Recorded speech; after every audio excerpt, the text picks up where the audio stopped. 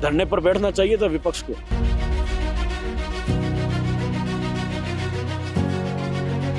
लेकिन जो व्यक्ति सच बोलता है उसकी सरकार सुनने को तैयार नहीं। लेकिन आज राजस्थान सरकार होश में नहीं है।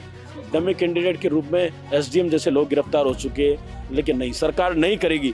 100% इन्वॉल्वमेंट है उन लोगों का, चाहे सरकार के मंत्री हों, चाहे सीएमओ के अधिकारी हों। ये बीएसटीसी वाले छात्र बैठे हैं, बीएड वालों के साथ अत्याचार नहीं हुआ। अभी हम गांधीवादी हैं, लेकिन अगर भगत सिंह वाला रुख अपनाना पड़ा तो जरूर निश्चित रूप से अपनाएंगे। क्यों मौन बैठे हैं सतीश पूनिया जी, क्यों नहीं बोल रहे हैं आज? यही तो बात है ना। नमस्कार, मैं आरब सिंह और आप देख रहे हैं भारत रफ्तार। लगातार शहीद स्मारक पर युवाओं द्वारा एसआई भर्ती पेपर लीक को लेकर तमाम मुद्दों को लेकर जो है धरना प्रदर्शन है, विरोध प्रदर्शन है, लेकिन सरकार जो है इनकी आवाज़ सुनने का नाम नहीं ले रही है। सरकार जो है टस से मस होने का नाम नहीं ले रही है। सरकार के मंत्री भी कह चुके हैं कि पेपर लीक हुआ है, भर्ती रद्द होनी चाहिए, लेकिन सरकार जो है सुनने का नाम नहीं ले रही। आखिर इसकी वजह क्या है, इसके कारण क्या है, सरकार सुनने की क्यों फिराक में नहीं है? तमाम यहाँ छात्र मौजूद हैं, तमाम जो युवा यहाँ मौजूद हैं, जो लगातार इस पेपर लीक को, इस भर्ती को रद्द कराने के लिए अपनी मांग पर अड़े हुए हैं। आज धरने का चौथा दिन है जो युवा यहाँ पर बैठे हुए हैं, लगातार मांग कर रहे हैं। आइए जाने इनसे बात करते हैं। विकास जी, आज चौथा दिन है धरने का, लगातार आप मांग कर रहे हैं, सरकार सुनने की क्यों फिराक में नहीं है? सर, समझ से परे है कि इन युवाओं ने, बेरोजगार युवाओं ने, पूरे प्रदेश के लोगों ने सरकार को सत्ता में चुना और भाजपा की झोली में वोट डाले, लेकिन आज सरकार खामोश नजर आ रही है। इन युवाओं की सूद लेने को तैयार नहीं है। आज धरने का चौथा दिन है। हमारी मांग बिल्कुल जायज़ है, तार्किक मांग है, तर्कसंगत मांग है कि जिस भर्ती परीक्षा में इतना बड़ा स्कैम हो गया तो उस भर्ती परीक्षा को रद्द कर देना चाहिए, क्योंकि ऐसी कोई सरकार के पास कोई पॉलिसी नहीं है जिससे ईमानदार अभ्यर्थियों को अलग किया जाए। ऐसी छलनी सरकार के पास नहीं बची है। तो मैं चाहता हूं कि जब सरकार की एजेंसियों ने कह दिया, सरकार के मंत्री कह रहे हैं, साहब किरोड़ी लाल मंत्री तो इस बात पे सरकार से तनातनी हो गई कि ऐसे भर्ती परीक्षा रद्द क्यों नहीं कर रहे। अड़ गए वो तो बिल्कुल अड़ गए, क्योंकि वो व्यक्ति सच को सच कहने की हिम्मत रखता है। चाहे वीरांगनाओं का मामला हो, चाहे युवाओं के पेपर लीक का मुद्दा हो, किसी भी पीड़ित व्यक्ति का मुद्दा होता है, किरोड़ी लाल हमेशा आगे रहते हैं। उसी तरीके से लड़का हनुमान बेनीवाल हमेशा आगे रहते हैं। लेकिन जो व्यक्ति सच बोलता है उसकी सरकार सुनने को तैयार नहीं है। आज इतना बड़ा स्कैम हो गया, सुप्रीम कोर्ट तक के ऐसे जजमेंट है अभी हाल ही के में कि बंगाल भर्ती की जो 25,000 शिक्षक की थी उसको रद्द कर दी। उसको इसलिए रद्द की कि कुछ ईमानदार अभ्यर्थी भले होंगे, लेकिन अगर भर्ती प्रक्रिया की पारदर्शिता भंग होती है तो उस भर्ती परीक्षा को रद्द कर देना उचित है। लेकिन आज राजस्थान सरकार होश में नहीं है। हम उसको होश में लाने के लिए यहाँ पर धरने पर बैठे हुए हैं। हमारी गांधीवादी तरीके से हम धरने पर हैं, लेकिन आज सरकार सुनने को तैयार नहीं है।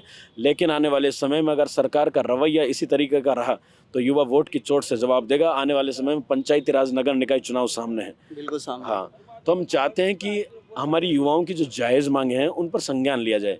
जब 50-50 फर्जी थानेदार गिरफ्तार हो चुके, आरपीएससी के सदस्य और सदस्य के बच्चे गिरफ्तार हो चुके, डमी कैंडिडेट के रूप में एसडीएम जैसे लोग गिरफ्तार हो चुके, इतनी सारी गैंग्स इस मामले में इन्वॉल्व है कि हरियाणा गैंग तक पेपर पहुंच चुका।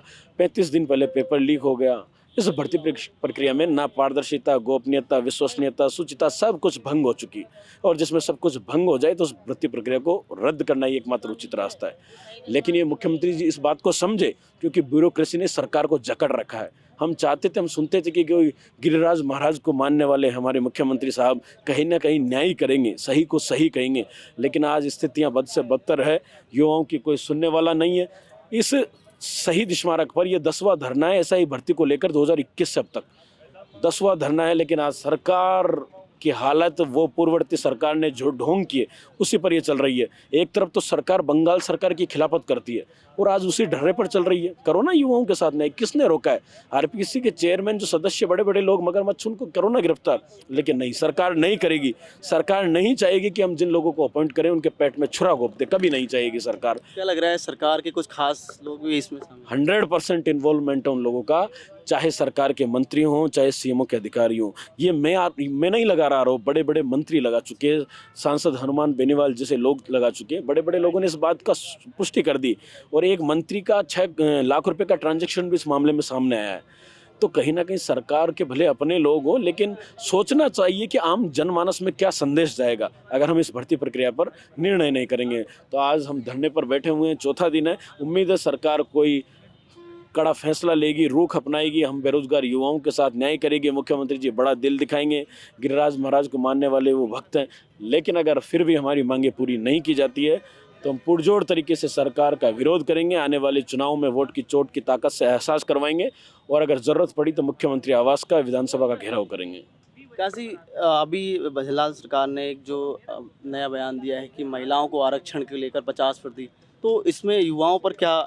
जी सर, देखिए हम महिला आरक्षण के विरोधी नहीं हैं, लेकिन बात जब आती है ऑलरेडी 33% आरक्षण है, उस आरक्षण को बढ़ाकर आप 40% कर दो। लेकिन ये कौन सा तरीका है कि आप उन्हें आधा हक दे दिए, 50% ऑलरेडी आप उनको आरक्षण देते हो, ये गलत है। युवा हमारे साथी बैठे, इनकी भी तो मांग है, ये भी तो पढ़ लिख कर तैयारी करते हैं। और अगर भजनलाल सरकार को करना था तो उन्होंने L1 में किया, L2 में नहीं किया, ऐसा क्यों? ये BSTC वाले छात्र बैठे हैं, बीएड वालों के साथ अत्याचार नहीं हुआ।